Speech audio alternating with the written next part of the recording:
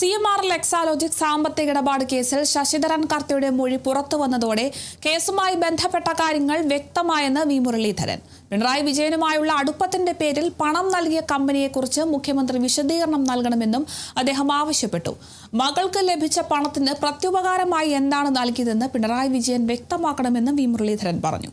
ജനങ്ങളെ തെറ്റിദ്ധരിപ്പിക്കുന്ന തരത്തിലുള്ള പ്രസ്താവനകളാണ് മുഖ്യമന്ത്രി നടത്തുന്നതെന്നും ധാർമ്മിക ഉത്തരവാദിത്തം ഏറ്റെടുത്ത് പിണറായി വിജയൻ പ്രതിപക്ഷ നേതൃസ്ഥാനം രാജിവെക്കണമെന്നും വി മുരളീധരൻ ആവശ്യപ്പെട്ടു. ശശിധരൻ കർത്തയുടെ മൊഴി പുറത്തു വന്നതോടുകൂടി മാസപ്പടി കേസിനെ സംബന്ധിച്ചിടത്തോളം എല്ലാ കാര്യങ്ങളും വ്യക്തമായിരിക്കുകയാണ്. ഇനി ശ്രീമാൻ പിണറായി വിജയൻ വ്യക്തമാക്കേണ്ടത്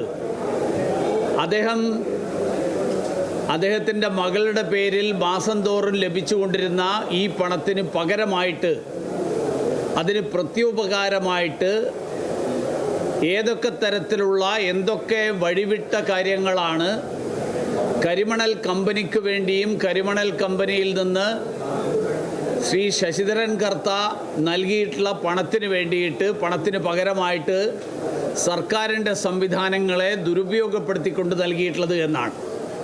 അദ്ദേഹം പ്രതിപക്ഷ നേതൃസ്ഥാനം ഒഴിയണം. മാർക്സിസ്റ്റ് പാർട്ടി കേരളത്തിലെ ജനങ്ങളോട് മാപ്പപേക്ഷിക്കണം.